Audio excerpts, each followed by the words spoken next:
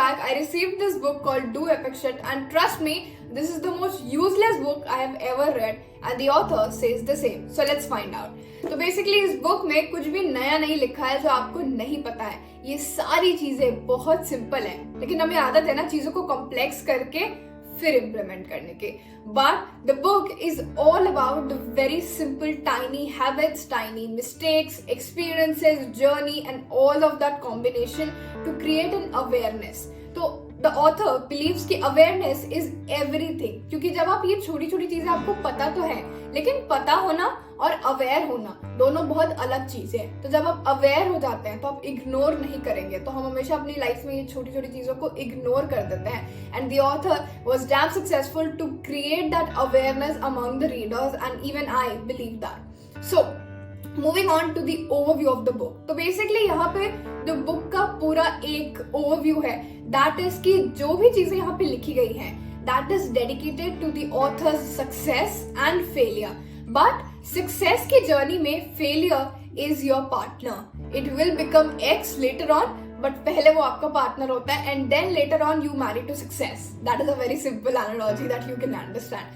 तो ये जो फेलियर है that will be your present, may be someone's past and may be someone's future as well, but ये थोड़े टाइम का ही होता है. So the better you meet him early to meet the failure, that will be better for you. जितना जल्दी आप fail होंगे उतना जल्दी आप सक्सेसफुल होंगे. So try to fail more, try to accept the failure and try to embrace it, to practice more and more, so you will be successful. So fail fast. That is the overview of the book. Getting into the number 1 chapter, that is success and failure.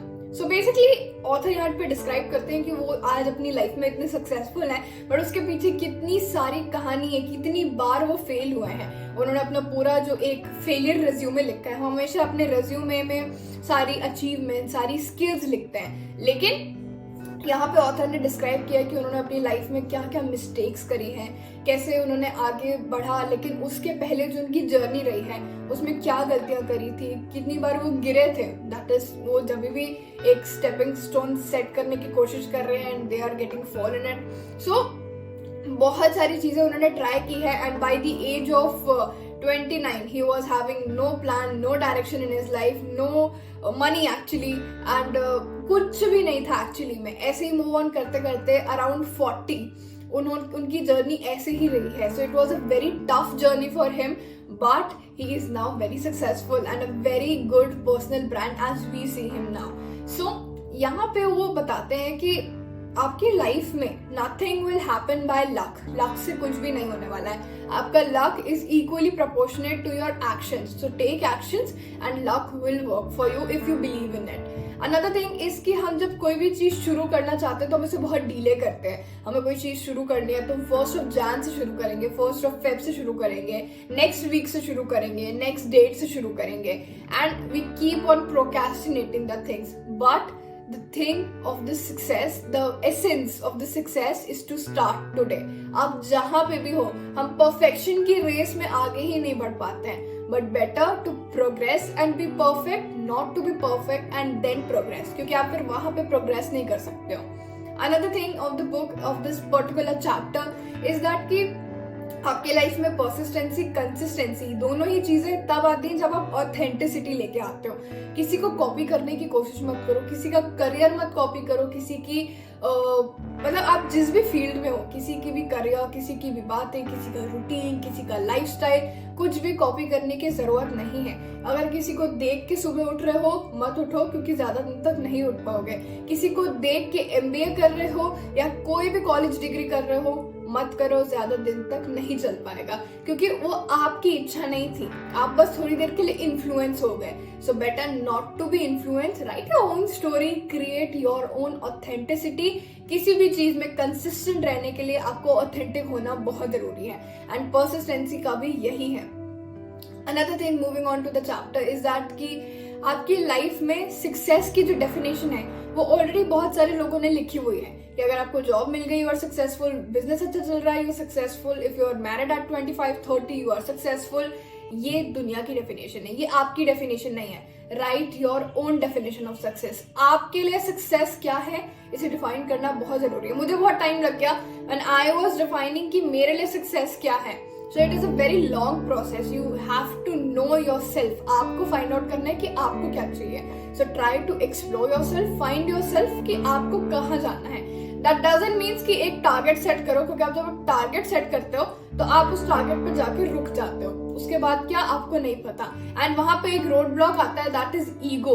वो नहीं आना चाहिए, क्योंकि वहां पे पहुंच भी गए, वहां पे फिर ईगो आ गया तो उससे भी और नीचे आ जाओगे. मतलब यहाँ थे तो उससे और नीचे चले जाओगे. तो बेटर अगर यहाँ है तो हम इसके आगे जाने का सोचे. एंड उसके आगे जाने का जो सोचना है that is from daily progress. तो डेली प्रोग्रेस इसलिए करना है क्योंकि आपको उस फील्ड में एक्सपर्ट बनना है, वो तो इम्पोर्टेंट है ही, but learning anything, doing progress in a daily thing, and जिस भी स्किल को आप अभी मास्टर कर रहे हैं, that has to create a reputation of you. Skills की बात आती है, देन वेरी 5 इंपॉर्टेंट स्किल्स जो ऑथर बताते हैं हमारी लाइफ में बहुत इंपॉर्टेंट है. That is humour. You should know, हमेशा एकदम सिंसियर और सीरियस नहीं रहना है. You have to be sincere, but life में सीरियस मत हो जाओ. तो सीरियस हो जाओगे दिक्कत हो जाएगी, राइट? तो better to be sincere in life but also have humour. Then number 2 is storytelling. The art of storytelling is a very underrated skill, so try to learn more and more. क्योंकि लोगों को stories याद रहती हैं, number और facts कम याद रहते हैं. मुझे खुद नंबर और फैक्ट्स कम याद रहते हैं, but I would love to hear stories. So stories को मास्टर करना सीखो. Another thing is managing money. पैसा कमाना और पैसा मैनेज करना दोनों बहुत अलग चीजें हैं. Number 4 is cold emailing. मैंने बहुत सारी अपॉर्चुनिटीज को खुद अनलॉक किया है, and the Ankur Warikoo has done the same for it. और उनके जितने भी मेंटीज हैं उन्होंने भी कोल्ड ईमेलिंग से बहुत सारी अपॉर्चुनिटीज को अनलॉक किया है. अगर अगले 365 डेज के लिए आप रोज एक पर्सन को भी ईमेल लिखेंगे, at the end of the year कोई एक तो होगा जो आपकी लाइफ बदल देगा. ऐसा हो सकता है. There are higher possibilities of this, so do try that. And number 5 is human psychology. बहुत बार हम लोगों पे ट्रस्ट करते हैं, बहुत बार वो ट्रस्ट टूट जाता है, because we don't know that what is the psychology behind what he और she is thinking. That is a very important skill to understand what is the human psychology. So these are the sum of the very first chapter, that is success and failure. I hope you have got that. Let's move on to the second chapter, that is habits.